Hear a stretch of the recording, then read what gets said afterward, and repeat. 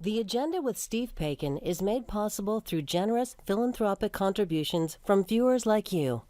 Thank you for supporting TVO's journalism. It's never good when thousands of workers are laid off, as is happening globally in the tech sector.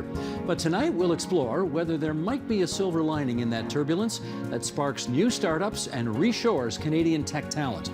Also, in the wake of several high-profile incidents in the province, we're asking, what can stop cyber attacks from becoming the new normal? It's Thursday, January 19th, and that's next on The Agenda.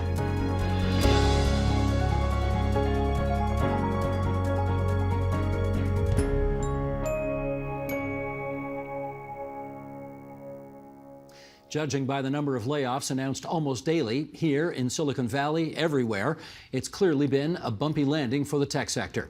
Even huge companies such as Microsoft seem to be retreating in the face of stiff economic winds. Are these tough times for the tech sector, or will this industry of startups and gig workers instead see it as an opportunity knocking? With us to consider that, in London, Ontario, Carmi Levy. He's a journalist, tech analyst, and communications director for Step Software, a London-based custom development firm. And here in our studio, Brett Carraway, associate professor in the Institute of Communication, Culture, Information, and Technology at the U of T. AJ Tabando, co-founder and chief strategy officer at Palette Skills, a nonprofit focused on helping Canadians transition to high-demand careers through employer-led upskilling. And Abdullah Snowbar, executive director of the startup incubator DMZ at Toronto Metropolitan University. He's also CEO of DMZ Ventures, and it's great to have you three here with us in our studio. Carmi, great to have you back on the program. Been a long time since we've had you on. It's good to see you again. Let's put some stats on the record here, shall we? This is from Statistics Canada from last year. What's going on in the tech sector? And these numbers tell a story. From 2016 to 2021, employment in the information and communications technology sector grew by more than 1/5, up more than 20%. As of May 2021, 673,000 Canadians were working in the sector. That represents almost 4% of total employment in the country. Among the 10 North American tech hubs, areas where the information and communications technology sector accounted for the highest proportion of employment in 2021, 6 are in Canada, 3 are in Ontario, including Toronto at nearly 7%, Kitchener-Cambridge Waterloo at over 6%, and Ottawa-Gatineau at 6%. Okay, let's pick apart these numbers and see if we can figure out what's going on here. AJ, you're on the front lines of the growth in this sector. What's going on? Well, I think we have a sector that has prioritized growth, and we saw it grow. We have a lot of brilliant people in this province, in this country, and throughout North America who had an enabling environment that was funding them, was supporting them. There was a lot of money in the space that could enable that growth, and a lot of priority put on acquiring users and getting traction. And so, we sold, we grew, we saw that happen. So that was, pandemic put an accelerant, I think, on an already strong trend towards pretty significant expansion. Because everybody was online during the pandemic. Everybody was online during the pandemic. Gotcha. And Carmi, now we're in the middle of some really tough news. What's the explanation behind all these recent layoffs? Well, I think if you listen to the press releases that are being shared as those layoffs are being announced, they all carry a very similar theme. Oops, we overhired during the pandemic, and now we've got to dial back a little bit as we approach the far end or the back end of the pandemic. Mark Zuckerberg admitted it, and Microsoft made that very clear in its announcement as well, that they brought on too many people, and they kind of needed to. It was a panic hiring situation. We were shifting even more of our lives into the digital space, and so tech companies needed to reflect that, staff up so they had people to expand their data centers, to grow their services, to create new services, to sell the ads across those services. And sort of now that demand has flattened out, and in some cases is winnowing down, they've got to right-size themselves. And that's the bad news. Of course, the good news is that even after all of these layoffs, most of these big tech companies are still much larger now than they were when the pandemic started. So it's a tactical shift. It's not a strategic strategic shift, and the sky is not falling in tech, as some might suggest, just based on the numbers we're seeing. We will pursue that notion in a bit. Brett, right sizing, is that the word you want to use for what's going on right now? Sure, I think so. I think there was a party going on in Silicon Valley for many years, and it actually preceded the COVID lockdowns. A lot of these companies, like Amazon, is famous for not prioritizing profitability, but expansion and growth instead. And then I think we went into a COVID pandemic and we saw some changes in the way in which consumers were spending money. And one of the things that shifted was investment, or not investment, but spending on services like streaming services, because we were all locked in our basement. People were turning to Amazon and Netflix and Spotify. And then coming out of the pandemic, there were some supply chain problems. There was a lot of pent-up demand, all of which sort of pushed prices up. Now the banks are just sort of hitting the brakes a little bit, trying to push interest rates up. I think employment growth is starting to level off a little bit. There's some concerns about a possible recession. Consumers are tightening their belt. And I think what you're seeing right now is sort of a reprioritization of getting costs under control for a lot of these firms. Investment isn't flowing like it used to. Consumption is down. These firms, especially the digital intermediary platforms, are tied to the larger economy. So advertising's kind of drying up. And then layoffs are a sort of natural byproduct of that when you're trying to get your costs under control. Well, layoffs are what we're hearing, certainly among the bigger companies, but would you say, based on what you're seeing out there, it's all the way through? Big companies, medium-sized, small companies as well? Yeah, I think it's something that's kind of felt across the board, Steve. It's not unique to one size of company.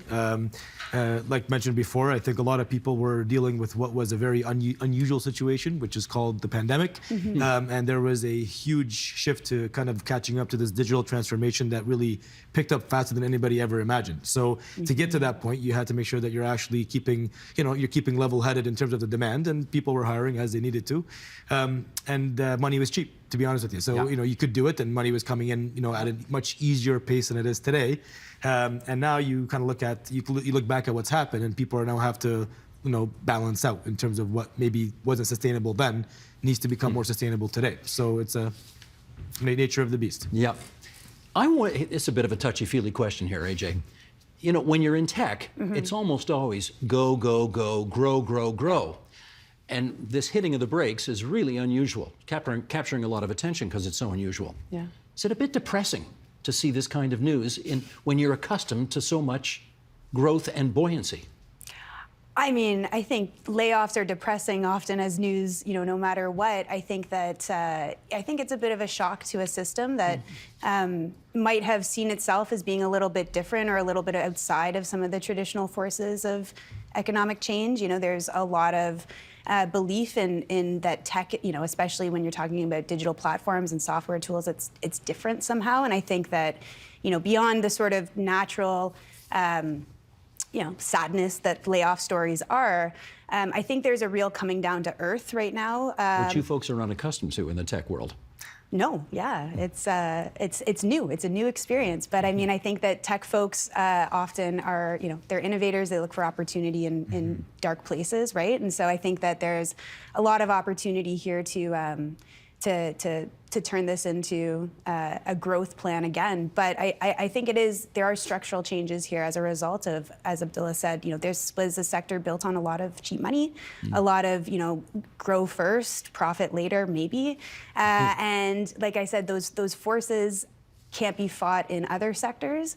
I don't think it's realistic to think that tech is all that different. I think we're just at the end of a 10-year cycle of a new sector emerging, thinking it's plays by different rules, and the rules are now bringing us back down to a reality that, this is a sector in an economy like any other, and we have to behave accordingly. I like that mission statement. Grow first, profit later, maybe. That was good. I think that's a lot of companies, might not admit to it, but was very much the belief there. Well, and for a lot of investors too, yeah, here's the grim news right now as it relates to tech sector layoffs. This is what's been going on over the last couple of years. Globally, in the year 2022, more than 1,000 tech companies with layoffs and more than 150,000 employees laid off. Yikes. So far in 2023, 122 tech companies with layoffs. and more than 37,000 laid off, including 10,000 at Microsoft just yesterday. And since the start of the pandemic to now, there are 80 tech companies in select cities in Canada with layoffs and almost 6,000 workers laid off. Abdullah, I wonder, we've heard hints of this in our conversation so far. All of you are determined to find a silver lining in all of this. Yes. What is it? I think this is partly a recalibration of what's happening and all the jobs that were coming in. The silver lining to me really is the fact that although you're losing jobs and maybe jobs that have become more, stagnant in terms of what's the need, there's a lot of new jobs coming in as well. So I think that's the one part that we're not looking at as much as we could. That new jobs are being created for new needs, and the market's kind of shifting what those needs actually are. And I don't think it's going to be as bad as it goes. The one thing to kind of point out is a lot of the North Star for startups and big tech companies was the term unicorn, which is to become $1 billion business at any cost and as fast as possible. I think there's been a steady shift towards a new term, which is camel. Which is camel. Okay. And the camel being more balanced approach and thoughtful approach, being more long-term, and of course having much more resilience to the situations ahead. So that's maybe the new way and the new thinking. And AJ mentioned the fact that there's a 10-year shift, and we're maybe shifting into this new model, this new way of doing business as tech companies kind of reshift and realign their ways. Carmi, do you see any good news coming out of all these layoffs? Yeah, first of all, I think what Abdullah says about creating new jobs, tech's ability to create new jobs literally out of nothing, I think resonates very strongly. This is not a stagnant industry, and you can take an idea and with the right context around you. We've seen this in all tech centers of excellence across Canada for decades, to literally create innovation and opportunity where none existed previously. So those jobs will be created. The infrastructure is there to drive this process, and certainly a longer-term focus on companies that are more sustainable. Camels, instead of unicorns. I think that's what Canada does best. It's what we've always done best. And if we zoom back and look at other periods of economic disruption, so the Great Recession, 2008, 2009, the dot-com crash in the early 2000s, it was tech that drove the recovery, because out of this type of adversity comes innovation. It creates the demand for what tech does best. And so, we've always seen, almost like we go pedal to the metal on innovation when things like this happen in the macroeconomic space.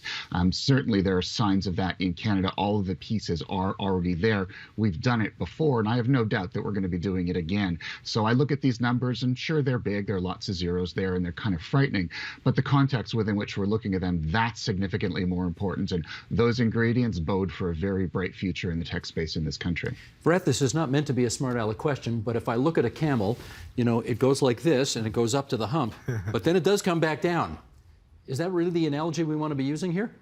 I'm a little more guarded in my interpretation of what's going on here. I'm not necessarily optimistic or pessimistic. One of my concerns about the Canadian context is there's a lot of small to medium-sized enterprises in tech here, and the larger ones. So by small, I mean firms that have fewer than 10 employees. And that might be upwards of like 80, maybe more % of the Canadian tech firms. The remainder of 15% or so also tends to be dominated by a small number of large multinational firms. Companies with names like Meta and Amazon, Google, IBM that have made inroads here into Canada. So part of my concern here is that this is a sector-wide phenomenon, and this isn't a crisis that happens in the United States or in Canada. The border here doesn't insulate Canada from the worst impacts of an economic downturn in the United States. So I'm a little more guarded because I feel like the Canadian market, both in terms of its customer base and the amount of venture funding, is substantially smaller than what's available in the United States. And if that's a little bit tighter, it's going to be hard for these small firms to scale up so that they can compete against these larger multinational firms. Okay, well, AJ, let me ask you about your world. Are you still seeing a demand to train workers in tech? Absolutely. We're still seeing a huge demand for workers trained in tech. And I think when we look at the opportunity that this shift presents, it would be a mistake to think only about the tech sector, because one of the big things that happened over the last 10 years is that every sector became a tech sector. Advanced manufacturing firms are looking for tech workers. Agriculture, we run a digital agriculture program bringing tech workers into that field. Every sector is starving for tech workers. And so I think that one of the things we need to be thinking about is not just how do we shore up the companies that exist in the software and digital services sector, not just how do we kind of get people back into those jobs, but how do we take this moment and create a sort of cross-sectoral labor mobility opportunity here to transition workers into those areas that are growing, that might not be affected by some of these very tech-unique phenomenons, right? We might be on the cusp of a widespread recession, but a lot of the things we're talking about today are unique to tech itself, and the sector of software tech, I should say. And so, it's not going to necessarily affect the manufacturing sector the same way. It's not necessarily going to affect the clean tech sector the same way. We still see huge demand for those kinds of companies, those kinds of services. They're still really growing. So how do we take all of the demand for tech talent, whether that exists within the traditionally thought of software tech sector or other places, and how do we make it easier for them to move into those fields? Good questions. How do you want to answer them? Well, you start by running a company called Palette Skills that builds services for upskilling workers into new career I thought paths. we didn't run commercials on TVO. Okay, I guess I was wrong about that.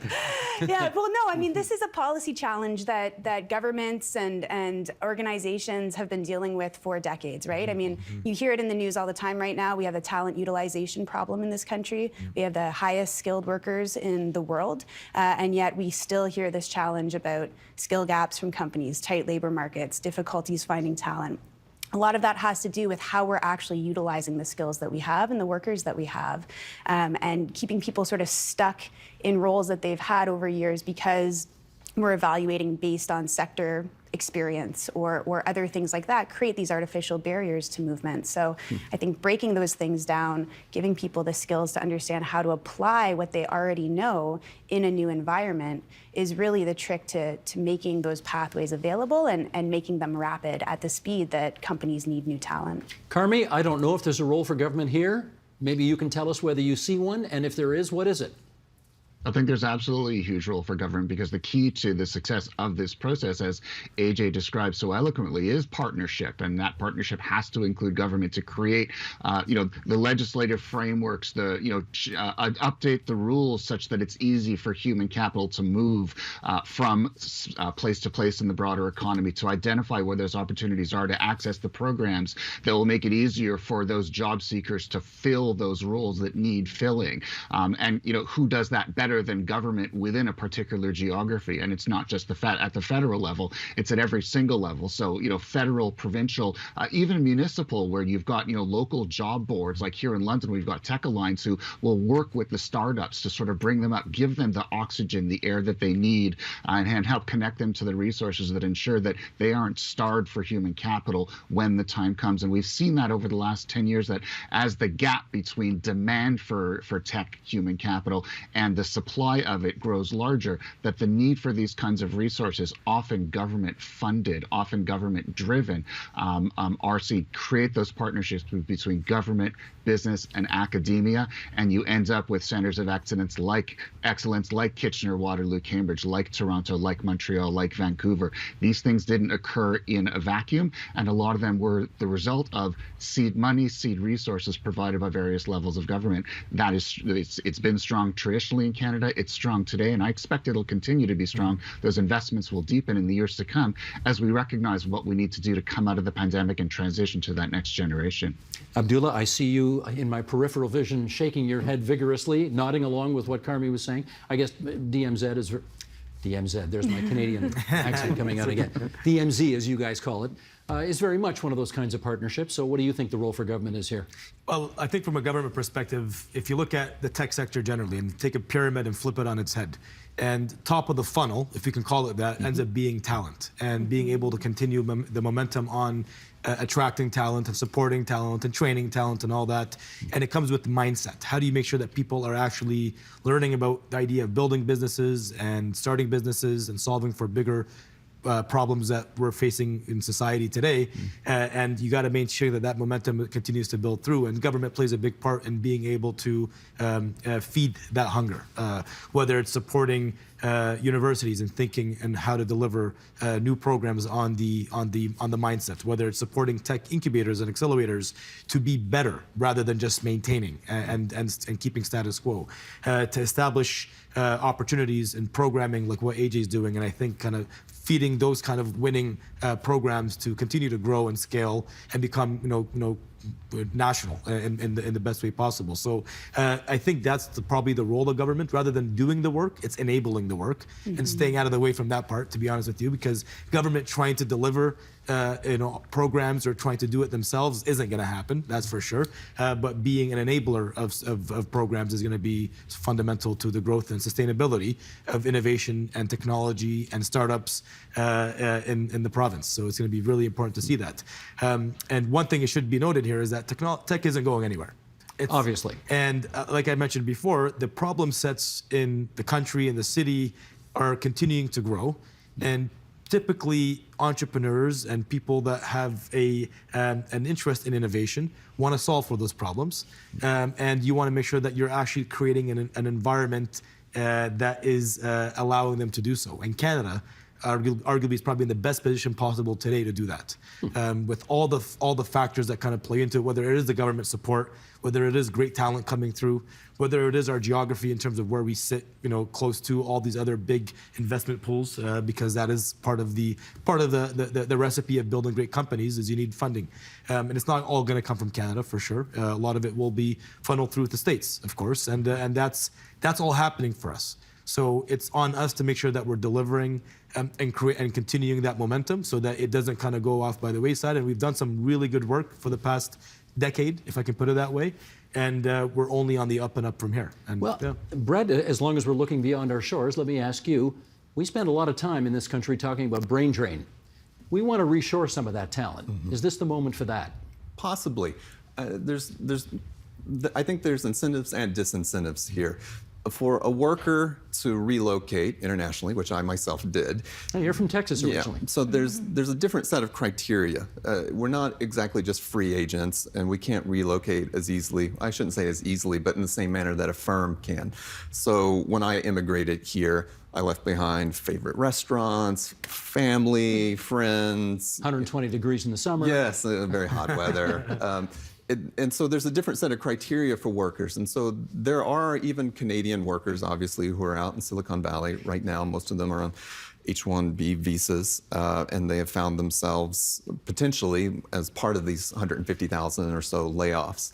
Those people also, however, have children in American schools. They have mortgages. They have friends there. They have familiar haunts. So in order to incentivize them to come back here, I think that Canada has to do something more than offer them sort of a parallel move. What do we need to do? Well, one of the things that I think does make Canada just right off the bat a better option potentially is there's a rational path to permanent residency and citizenship here. If you're working in the United States as a tech worker and you've immigrated, the biggest share from India, then China, and then probably behind that would be Canadians. You're on a H-1B visa, which means the company that's hired you is sponsoring you, and those fees are fairly substantial, tens of thousands of dollars for the firms. And if you are suddenly laid off, you have about 2 months, I think, 60 days to find someone else to sponsor you. If you are here in Canada, you can achieve a permanent residency status after getting a work permit and become a citizen. As in my own case, it took me a matter of about 3 to 4 years once that process was initiated. And you're a citizen now. Yes. Congratulations. Thank you. So that was a process that was years for me. But in the United States, we could be talking decades So I think Canada automatically has that going for it. Immigration here isn't a weird hot button political issue like it is in the United States, where there's so much political polarization. As the United States is sort of slowing the pace of immigration, we're accelerating here. And there's in quite a Canada. consensus around that, actually. I think so. Yeah. I think so, which is one of the reasons I think that everything in Southern Ontario, Toronto, and the 401 tech corridor has emerged as the fastest growing tech hub in North America. Let me go to Carmi on that. Yes, in fact, the Toronto Waterloo corridor, as they call it, one of the largest in the world outside Silicon Valley. But there are layoffs, and I wonder what you think it's going to take to get people to stick around here as opposed to try to venture further afield to try to find work. No, you make sure that when one opportunity ends, there are multiple additional opportunities available for perusal, as open to your choice. And that's really, if you look at the market here, a lot of the jobs that have been sort of open in tech, they've been open for years, and employers have been screaming for talent for long before the pandemic began. And in fact, that only became more pronounced as the pandemic accelerated and demand for that skill, hit an incredibly steep pitch. So, I think what we're looking at here is that there are additional opportunities in the market. The reason this corridor, through the spine of Ontario is as strong as it is because of those partnerships between government, academia, and business. And that, academia is working with businesses, building those relationships, long-term relationships, to make sure that the programs are designed to output the kinds of skills that are needed by business, and that the matchmaking between the right talent and the right role is made not after graduation but before graduation, through co-op programs, through other kinds of innovative involvement between academia and business, so that talent gets fed right into the market as it's needed. And then if layoff scenarios occur later on, you can fall back on those relationships to identify, okay, what does the landscape look like now? Where are the other jobs? Where else should I be looking? How have things shifted? Because if you lose your job in the past, you might not have known where to look. The resources now in this space are there to help you navigate that process and find that soft landing. It's better now than it's ever been before, and I see continued investment in that space. And incubators like DMZ, sorry, Canadian as well, have an integral role to play in terms of identifying that talent management landscape and making sure that everybody knows how to navigate that landscape as optimally as they possibly can, so they find those opportunities going forward and aren't incentivized to cross the border and look further afield. AJ, a little over a minute to go here. Can you tell us whether you think this region, this Toronto Waterloo corridor, still has the appeal today that it once had? Oh, absolutely. I mean, I think this is an incredible corridor, not just for the tech, but for sort of the entire culture, the people, the environment, the opportunities. So I think, as Brett said, when you're making decisions about where to plant roots and where to set up your life, you're looking at a whole holistic set of things that you're considering. And I think that we have, Canada has a huge advantage in being a wonderful place to live and a wonderful place to build a business. Toronto Waterloo corridor, even more so, I think. And so, I think that there's going to be, I think there is going to be a silver lining. There's going to be opportunity that comes out of this. It's going to look different than what it looked like before. But yeah, I don't think, as Abdullah said, tech's not going anywhere. It's changing. That's good. Change is good. So I think there's a lot of good things to come, but it's going to be a bit of a bumpy road for the next little while. Grow first, profit later? Maybe. Got it. I want to thank the four of you for coming in tonight to TVO and helping us out with this. Carmi Levy, great to have you on again, the tech analyst from London, Ontario. AJ Tabando, co-founder, chief strategy officer at Pallet Skills. Brett Carraway, University of Toronto. Abdullah Snowbar, executive director, Z, whatever, at TMU. Thanks, everybody. Great to have you all here on TVO tonight. Thank you. Thank you.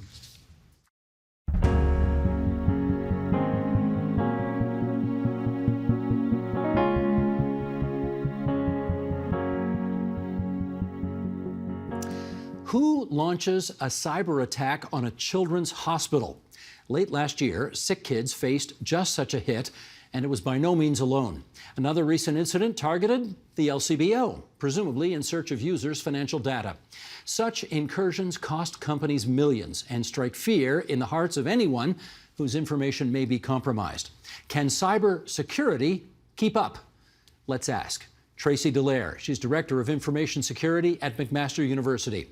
Neil Desai, Vice President at Magnet Forensics and Senior Fellow at CG, the Center for International Governance Innovation. And Charles Finley, Founding Executive Director of the Rogers Cybersecure Catalyst at TMU, Toronto Metropolitan University. Great to have you three at our table for a very timely and important conversation. Charles, to you first.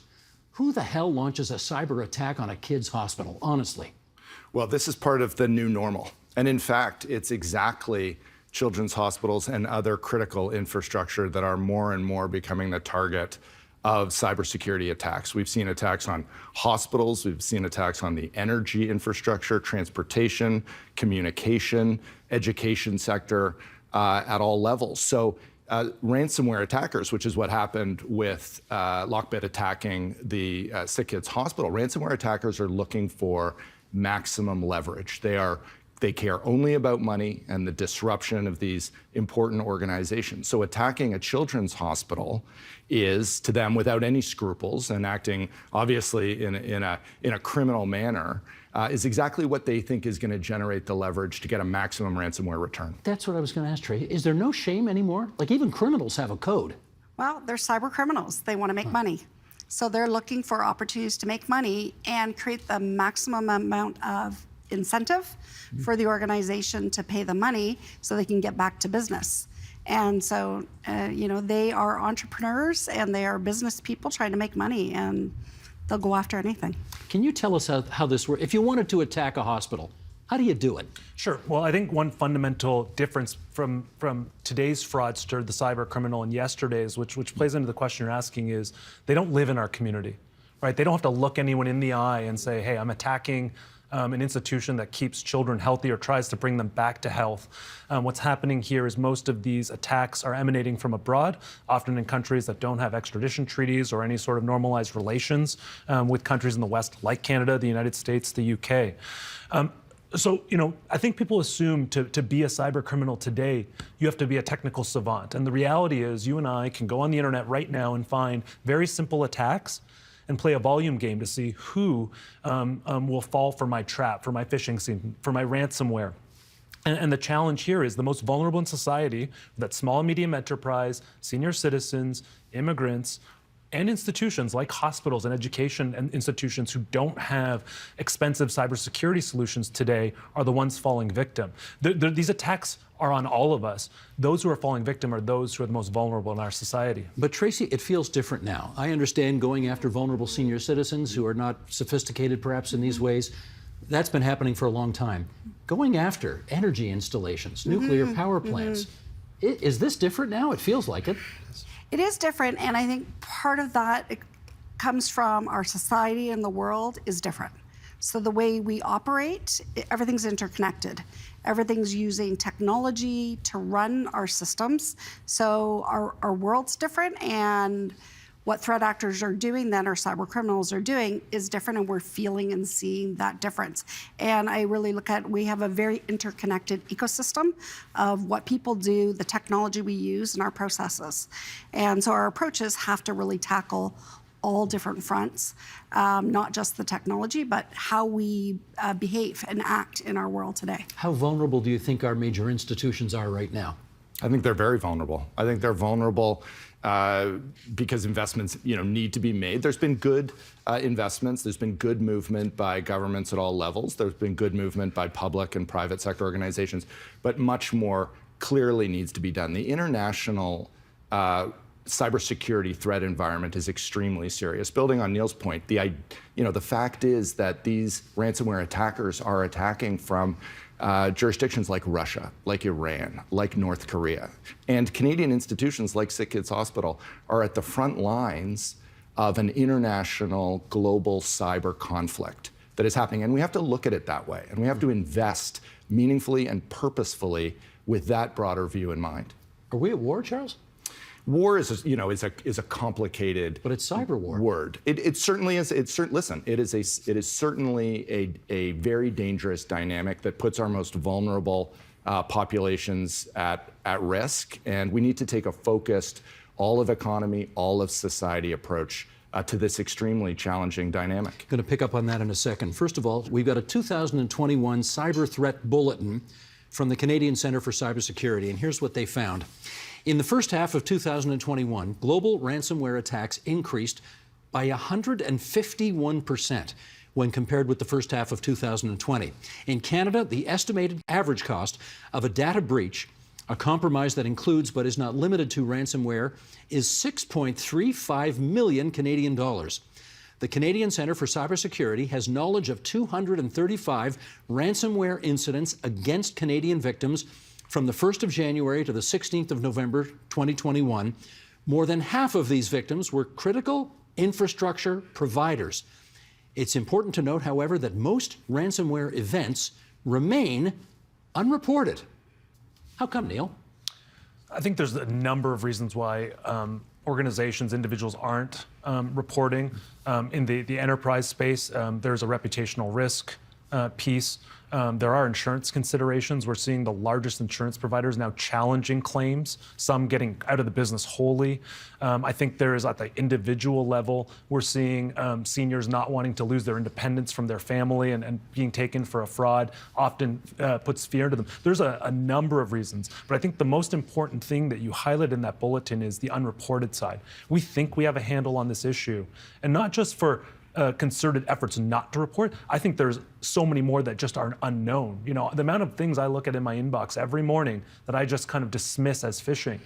If someone was knocking on my door to commit a similar type of fraud, my likelihood to call my local police is much higher than it is for all those phishing schemes. We do not have a true societal understanding of the magnitude of this challenge.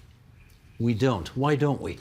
I think partially because of the nature of the threat actor. This is a voluminous game. You know, the technologies we're using in everyday business that you use here at TVO to automate a lot of things, the cyber criminal also has access to. And we end up in things like critical infrastructure because there's harm more than just money. If I can put a young child's health at risk, if I can take people off the energy grid for multiple days, these are things we've actually seen.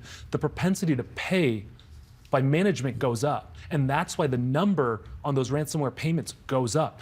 Cyber criminals, it was mentioned earlier, are business people. They're unscrupulous business people, but they are business people, and they will go where the rewards are, especially when the risks are low. So they are coming to things like critical infrastructure because there's harm that can be seen beyond just money. You're at McMaster University. Yes, I am. Do you know if you've been hit? When we get lots of attempts that come to any organization, and we have tools that watch these kind of attempts, sort of the knocking at the door that we talk about, through people sending straight emails, trying to get students, staff, or faculty to click on things. And we, with the investment of some resources, have been successful to catch that early and prevent and mitigate that. But what I will say is all organizations are having attempts at them daily, multiple times a day, sometimes multiple times a minute. And it's you know, being able to catch it early, prevent it early, and then if there is something, being able to get back running again really quickly. So let's assume Mac's been hit. You're at Toronto Metropolitan University. We assume you've been the target of various attacks as well. How do you stay ahead of it?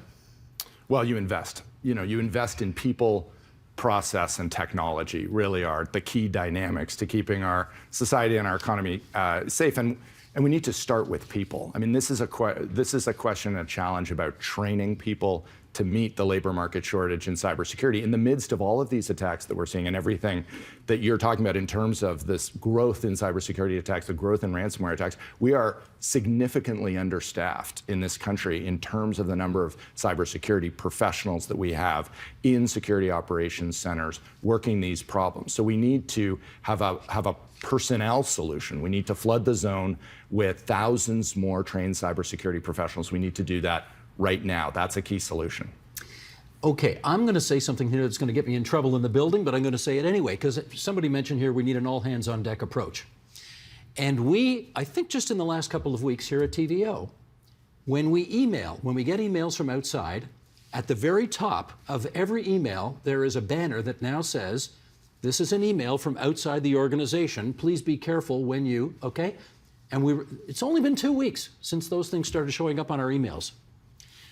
We were talking about this the other day when we had a meeting.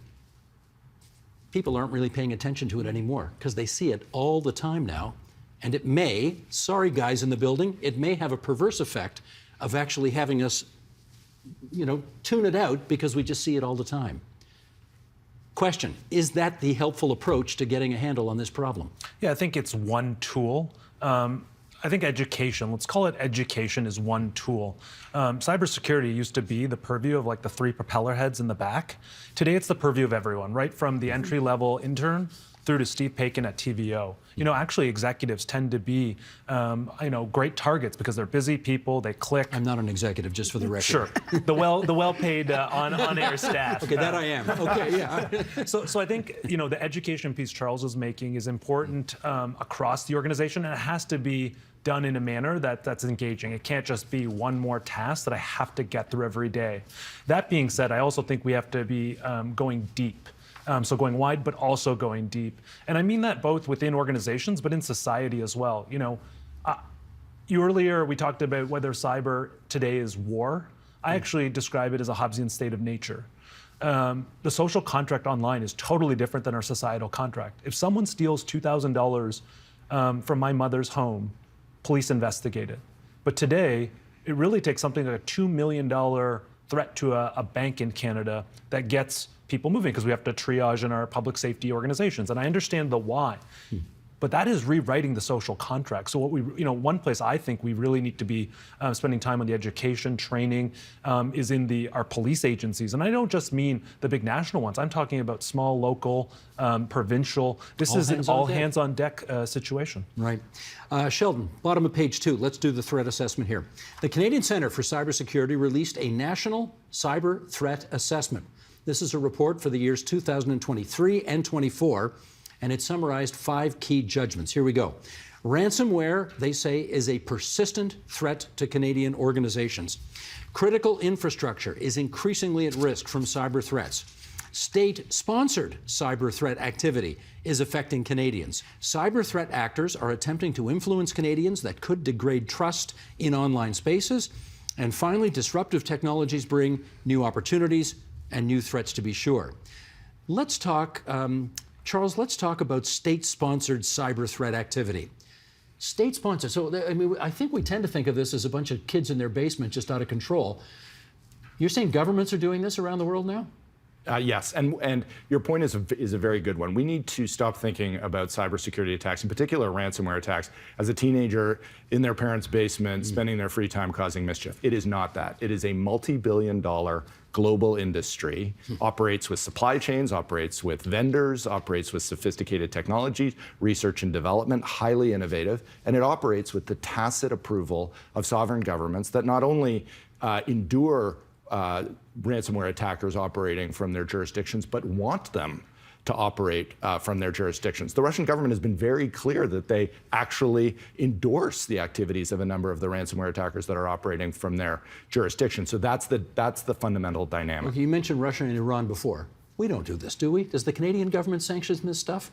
I don't believe it does. I don't believe that the Canadian government certainly doesn't sanction ransomware attackers operating from Canadian territory. And most of them don't. I mean, as we've discussed already, the fundamental dynamic here is that these are ransomware attackers that are launching their attacks from foreign jurisdictions where our laws do not apply, and the opportunities to extend our laws to those individuals are not available. We are not going to be able to extradite cybersecurity ransomware attackers from Russia, from Iran, from North Korea. So they're operating with impunity. Gotcha. Tracy, the Internet of Things. Maybe we just take 30 seconds and explain what that is and how complicated it thus becomes as a part of this discussion. So Internet of Things are devices that we all have around, for instance, in our homes. You may have a thermostat, and when you put your thermostat in, you connected it to the internet, you put in some kind of a code. That is an Internet of Things device. Or your new dryer that you put into your house. In organizations, we have devices that run heating and cooling in buildings, alarm systems. They're all connected to the internet in some way. And it becomes really, really critical then that we are undertaking good practices to understand how to prevent that Internet of Things device from becoming a toehold for the cyber criminals. And Because they can hack into this. yeah, they're everywhere in all facets of our life. Gaming systems that young kids run, the types of devices that they have. So when people install them and put them in place and they're connected in their homes and in their workplaces, it's really important to have them segmented off of, in a special place in the network. You've got to put layers of controls in place so that they don't become a toehold. It's not often the thing that we think cyber criminals are after. It's the toehold that they're looking to get in. Because once they've got the toehold, what? Then they can move around into an environment, whether it's in your home or in your business, and they're looking for what's of value, what to carry out, whatever kind of exploit and whatever motivation they have. And as cyber professionals, we're trying to think about, well, what are they trying to do? How do we put layers to prevent them from getting in? And it's not just technology, it's people's behaviors as well. So you may get emails or those emails with the banners, and it's reminding you to look at that email, and if there's a link in there and you weren't expecting it, to not click on it. Right. So we can invest so much we want in technology. We also need to invest in security culture building throughout society for vulnerable people in our businesses, so that it becomes a part of our life. It's like we're driving cars, we educate young people on how to drive. When I was driving in on the 407, I saw a sign reminding me to not look at my phone when I'm driving. That's education, that's culture building. We need to do the same in this world that we live in that's super interconnected, and understand that if you're going to bring in a device in your home, like a doorbell that's smart with a camera, that's an IoT device. That's a Internet of Things. An Internet of Things device. That's a hook to potentially get in. And there's great advice on the Canadian Centre for Cybersecurity Get Cyber Safe site that's meant for all citizens to get at, to help you go in and understand what you can do to make it safe. I wonder, Neil, if you're seeing any evidence of a pushback against this. Our lives have become increasingly technologically complicated. Do you see evidence of people saying, you know what, I'm just not going to get a credit card, or I'm not going to get that fancy kind of television set that hooks me up to the rest of the world in lots of trouble? Seeing any evidence of that? Yeah, the greatest pushback I see is post-incident, right? So, I mean, growing up, if your house was hit by a burglar, you then did the natural thing and got an alarm system, right? And I think that's what we're seeing here. The challenges in some of these crimes, and we always, and I'm not picking on the Canadian Centre for Cybersecurity, but cybersecurity is always talked about in a global context or a national context in dollars and cents. One of the most prolific forms of cybercrime today, by statistics, is child sexual exploitation online. That carries lifelong implications. The interesting thing I find is parents of children of Silicon Valley executives often aren't allowed to use the consumer-facing technologies. So a lot of the things we talked about in the IoT world have a lot of standards against them, security standards and other ones. Driverless car will go through rigorous testing. But Charles and I can create technology in our basement today that targets children at 6 years old and uses behavioral psychology to keep them on that platform for hours, which is a great tool if you're a child exploiter. And there is no standards. I'll just give an analog kind of parallel. I happen to serve on the board of the YMCA in Canada, and we had to change our playgrounds every 10 years, even though they were perfectly safe. There was a standard there that says, hey, we want to preempt children hurting themselves, and we're going to make sure these things are safe. And we changed that at an extreme cost to a charity. But we can start a social network tomorrow with zero standards that focuses on capturing the minds of children. So preemptively getting out ahead of this is the way to go. I would say that building out, we're now beyond the Web 1.0. People talk about we're in the Web 3 phase. And I think safety for the most vulnerable, and I'm not one calling for overburdensome red tape here, but we need some minimum expectations of standards. A lot of these technologies that are created targeting children, the data sits in foreign jurisdictions. So even when we know something has happened and we try to investigate as a society through our police, there's lengthy treaty-based processes to get critical evidence to investigate. This is not just a technical problem. This is a governance problem. It's an international problem. We have to start treating it more than just a ones and zeros challenge. These are real human lives that are being compromised. Charles, do you see evidence yet of a pushback by people who think, okay, we've gone too far, my life is too dependent on technology, I'm too vulnerable, I'm dialing it back? No, I don't. I see a full adoption of a very broad and wide array of technologies that are increasingly connected to the internet, that gather increasingly sophisticated kinds of data about their subjects, and that use that data potentially for the benefit of the individual that's wearing the device, but also for other parties. And we're just, in my view, at the beginning of this. We're going to see more devices that are more and more intrusive, particularly, in my view, in the medical field, and other kinds of wearables and other devices that are really going to cross what we think of the line of human autonomy and start to engage our most personal beings. And so this is a major, major challenge. So no, I don't see a pushback to it. In fact, I see an increasing embrace. In which case, we need to do what in order to deal with the fact that this is not going to be less a part of our lives going forward. It's going to be a bigger chunk of our lives going forward. We need to do the things we've just been talking about. We need to focus on education. We need to focus on training. We need to focus on a culture of privacy and cybersecurity. And we need to. You say we need to focus. Yeah. Who's the we? Well, someone's got to educate us all. Who does that? Well, I think it has to be led by governments, and I think the governments are doing a good job, in initial stages in doing that. But I think it's, as we've talked about, I think it's an all of society approach. I think governments can lead the way, but I think the private sector and the public sector need to be involved as well. We all need to be engaged in this. It's going to take every one of us to be educated about best practices, and all of us to, adopt a cybersecurity culture that recognizes what the risks are, recognizes what the challenges are, recognizes the role we all have to play in finding solutions to this problem. So it's going to be all of us. At McMaster, you've got thousands and thousands of students there every year, and I bet they never think about this. Are you doing anything in terms of education to get them to heads up on this? Yes, absolutely. And I would say, too, that I think the generation that's coming in, I have daughters that are in their 20s, they actually are quite conscientious about cybersecurity and safety. They just finished post-secondary education. They were students on major campuses. And they're very careful of what they post and don't post. And they're like, Mom, you shouldn't post those things. So I think there is a generation. They're the only ones. Trust me, they're the only 20-somethings I know who are careful about what they post.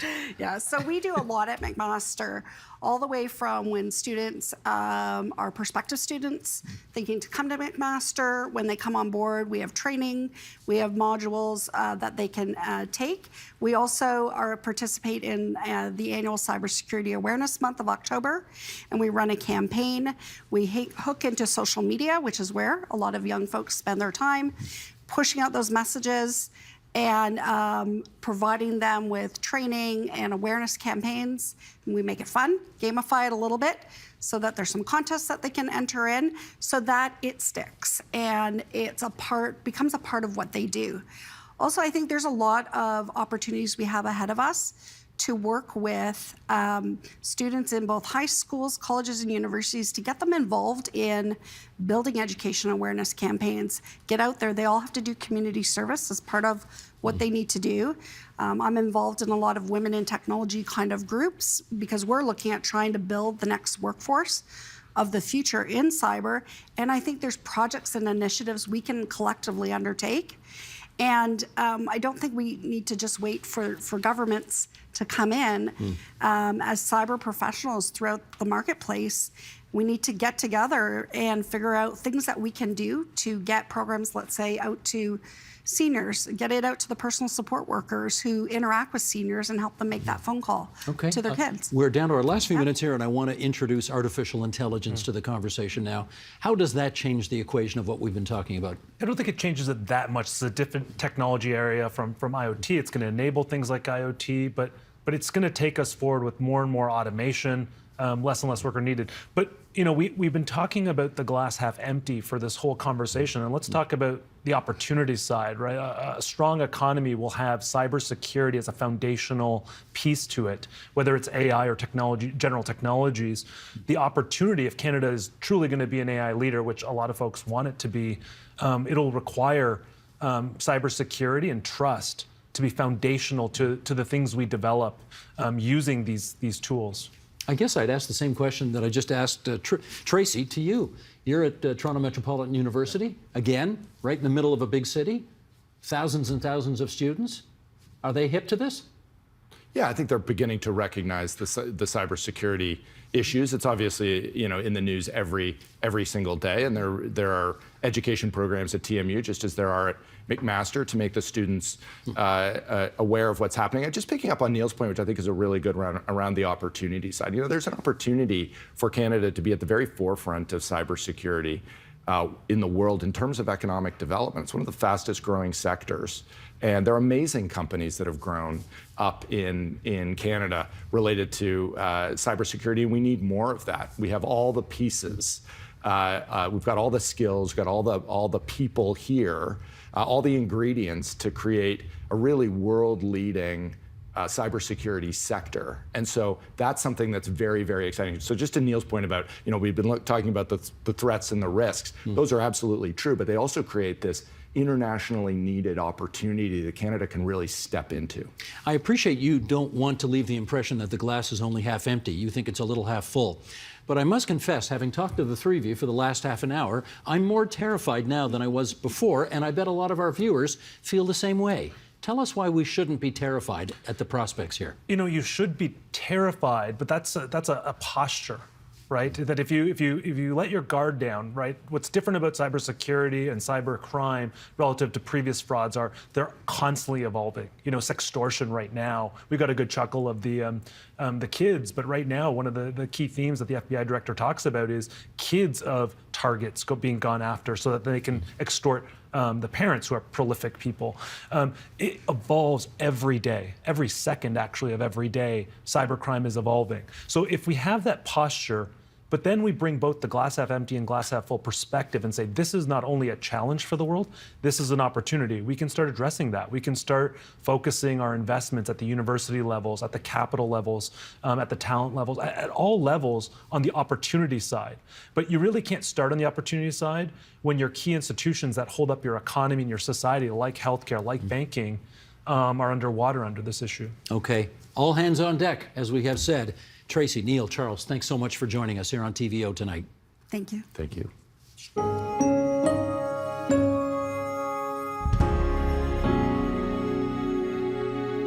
And that is the agenda for Thursday, January 19th, 2023. This week, Ontario expanded the role of for-profit clinics in healthcare. Tomorrow, Jayan Jagannathan finds out why reaction to that is decidedly mixed. I'm Steve Paikin. Thanks for watching TVO, for joining us online at tvo.org. And Jayan, we'll see you here tomorrow.